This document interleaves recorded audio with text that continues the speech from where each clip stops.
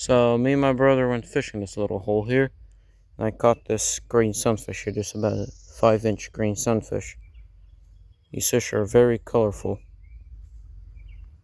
Here he is. I'm gonna toss him back. There's a few more fish in here too.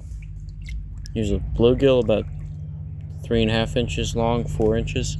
My little brother probably caught it. There he goes.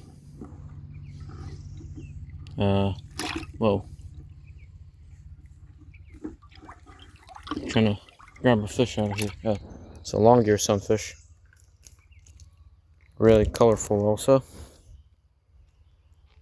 Here he is.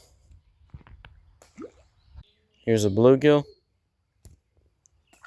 There he goes. I think there's 1 or 2 more fish in here. Yeah, there's 1 in there. I think it's a green sunfish. Yep, I think I also caught this one. Here he is. Oh, this one's about 3.5 inches long, 4 inches. And we're also going to toss him back. There he goes.